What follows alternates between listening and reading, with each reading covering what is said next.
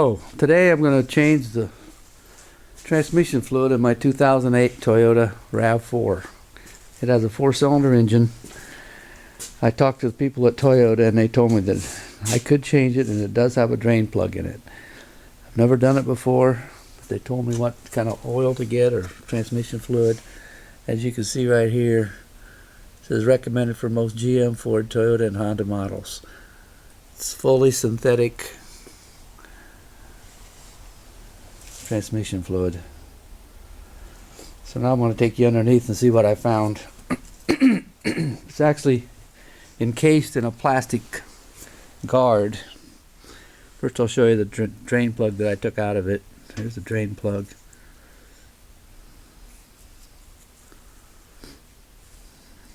So you have to have an Allen wrench to take it off.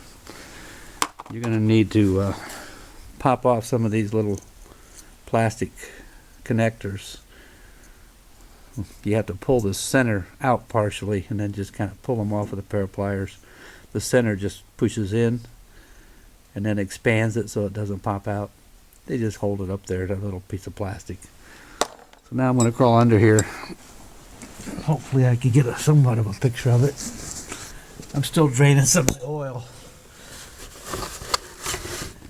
You can see, I don't know if you can see it or not, but there's a hole right there. It's just about in the center of the engine, or the engine compartment. I can't see any way to get to it without pulling down this piece of plastic. Rather than take the whole piece of plastic off, I just pulled it down. See if I can move my light around to get a little better picture of it. See, the piece of plastic is just sitting up here. There's only, I think, 3 connectors on the back. You can pop it down. I'm going to make a little bit of a mess here, but they wanted $150 to do this. They said they don't even drop the pan. And Toyota doesn't even recommend taking the filter out. It's got a little screen in it like most automatic transmissions. The screen costs about $20. As you can see, the car's got 80,000 miles on it. And the oil was getting kind of dirty. I don't know if it would have hurt it or anything, but I like to take care of them. I just put it in this somewhat translucent pan so you can see it. I'll clean this pan out and I'll put some new fluid in it and you can see the difference. You're going to need some kind of funnel. This little old aluminum one here I've got fits in there real well. I don't know if everybody has one, but I had another funnel that was too big. As you can see, this hole is too big for it. So you're going to need a small funnel. Make sure the funnel's clean, very clean. Transmission has a lot of small ports in it. The last thing you want to do is destroy your transmission while you're trying to extend its life. So now I'm just going to put it in there. I measured how much came out. It's just a little bit less than a gallon that I took out of there. I'm sure there's still some in the transmission, but the people at Toyota, this is what they do. They drain it out and replace it. That's it.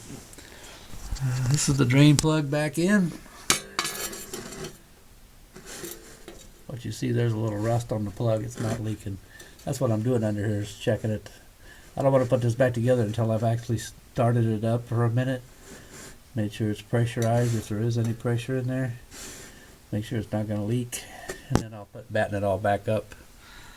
Then I'll take it down off the blocks and check the fluid level and bring it up to where it's supposed to be. I put in a little less than I thought I took out. That way I wouldn't overfill it.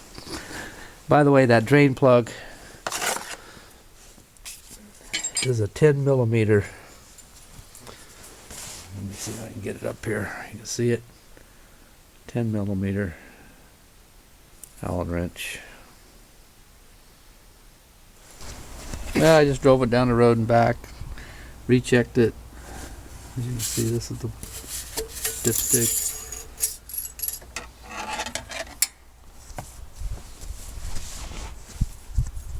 Don't know if you'll be able to see this, but on here it's got notches. It's got notches that say the bottom two The bottom two say cool or cold. The top two say hot.